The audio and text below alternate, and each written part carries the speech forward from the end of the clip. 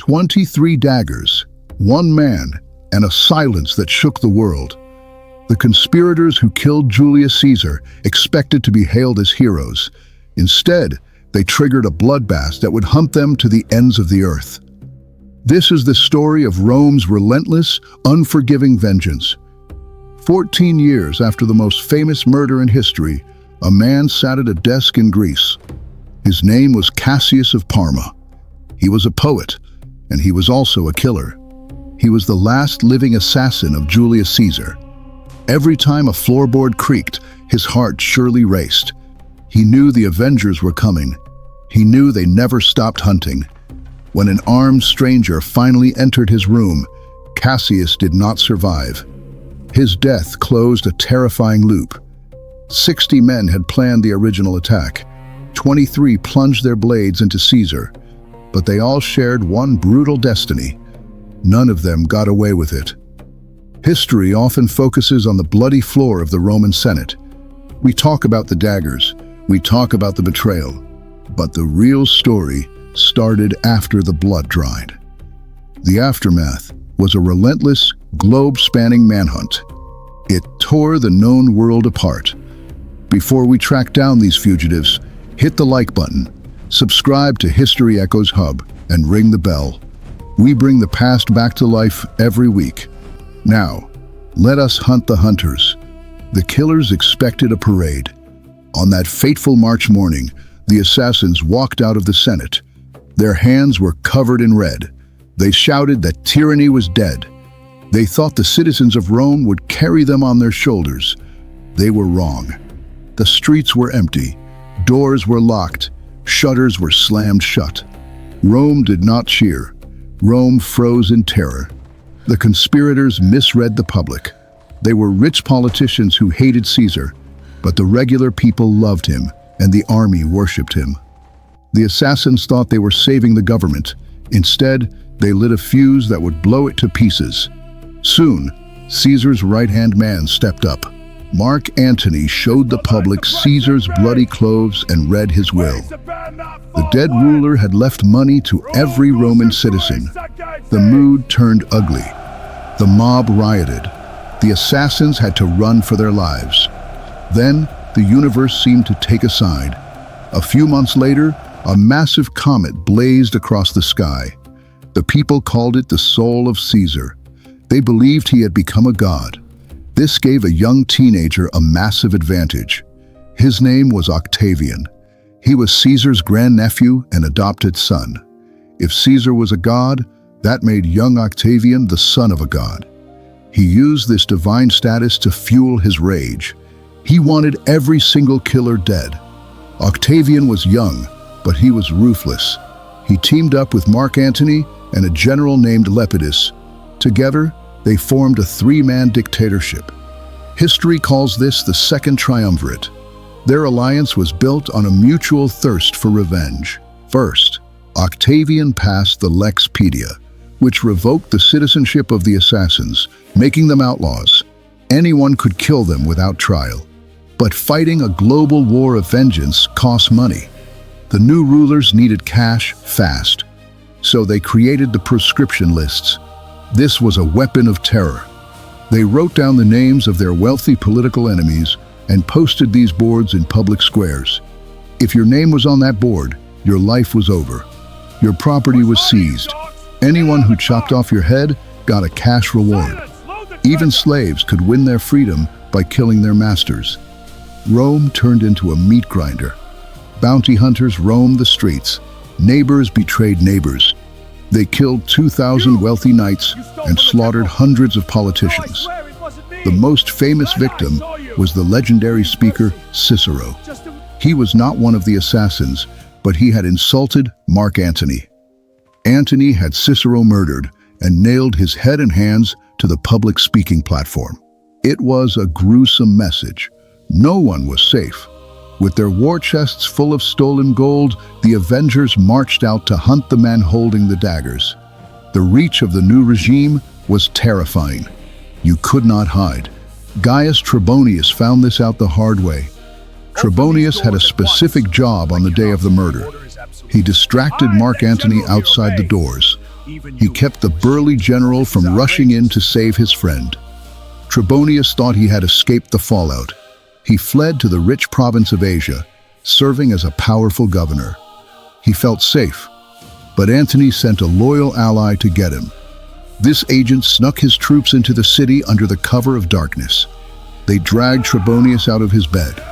His death was slow and horrifying. They tortured him for days. Finally, they cut off his head. Soldiers used his severed head as a soccer ball on the cobblestone streets. It was a brutal warning. Then came the ultimate traitor. Decimus Brutus is a name many forget, but his betrayal was the deepest. On the morning of the murder, Caesar almost stayed home. His wife had suffered nightmares and begged him not to go. It was Decimus who convinced Caesar to leave the house. Decimus had been one of Caesar's closest friends. Caesar even named him as a backup heir in his will. After the assassination, Decimus tried to run away. He took an army and headed for the Alps, but his own soldiers turned on him. They remembered Caesar and refused to fight for a traitor. They deserted him and joined the Avengers. Decimus was left alone. He wore the clothes of a mountain tribesman and hid in the dark forests of Gaul. But a local tribal leader recognized him. Decimus had actually helped this leader years before. The chieftain did not care. He captured Decimus and sent a message to Antony. The reply was fast: kill him. They chopped off his head and shipped it to Antony as a prize. The minor players were dead. Marcus Brutus and Gaius Cassius were the ringleaders.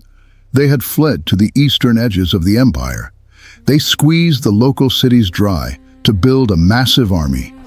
In the autumn of 42 BC, the two forces finally crashed together. They met on the dry dirt of Macedonia.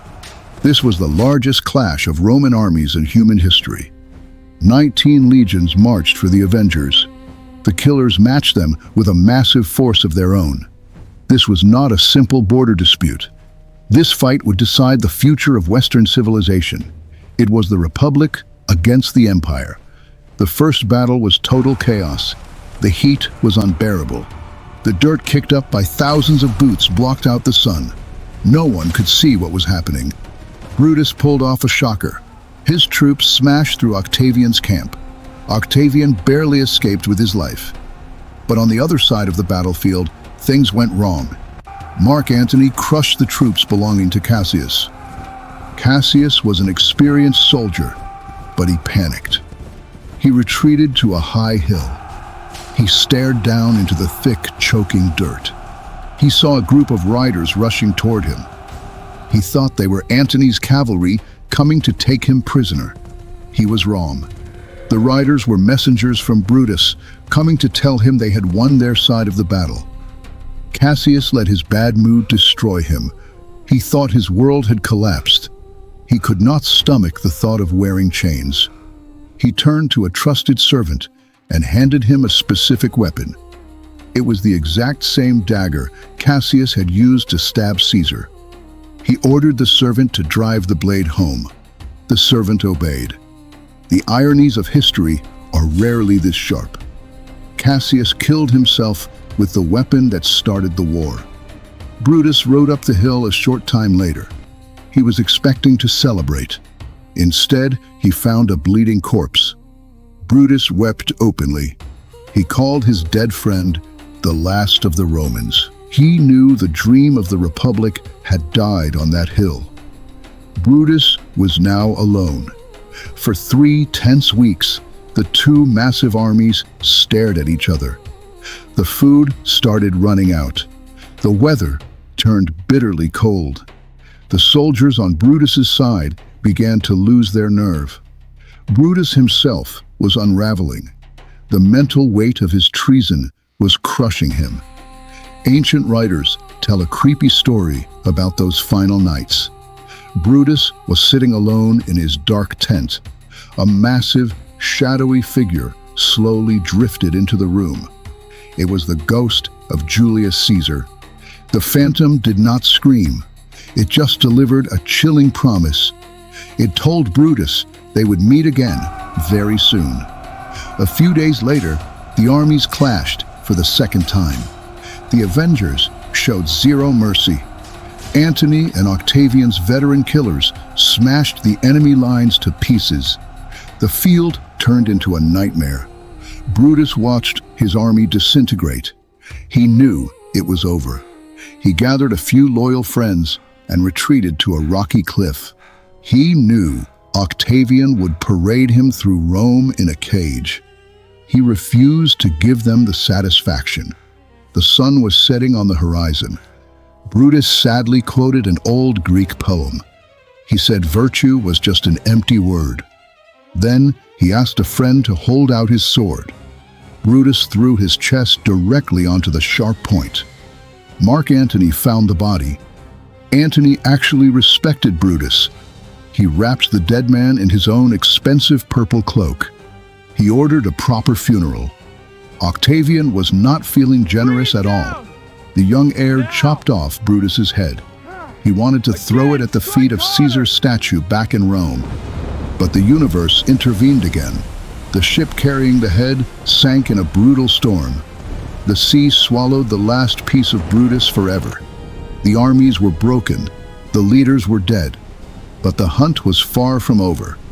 Octavian spent the next decade tracking down the rest of the names. Men who struck the first blows died violent, miserable deaths. Some were stabbed in their sleep. Others were sold out by their own frightened slaves. The Roman world was massive, but there was nowhere to hide from the new ruler. This brings us back to Cassius of Parma. He was the great survivor. He outlived the giant battles by 14 long years. He bounced around the sea. He joined up with anyone who fought against Octavian. He even fought alongside Mark Antony when Antony eventually turned against Octavian. But Octavian defeated Antony too. Octavian changed his name to Augustus. He became the very first Roman emperor. He remembered every single face from that bloody March day. He sent a killer to Greece. Cassius of Parma died at his writing desk. The Great Purge was finally finished. The assassins really thought they were heroes. They thought removing one man would magically fix a broken system. But violence always breeds more violence. Their daggers created a massive power vacuum. They dragged Rome into a brutal civil war, but they accidentally built an emperor. The government they loved burned to the ground. From those ashes, a terrifying new superpower was born. Caesar lost his life, but in the end, Caesar absolutely won the war. Thank you for reading the past with us. Please subscribe to History Echoes Hub. Hit the bell for more epic stories. See you next time.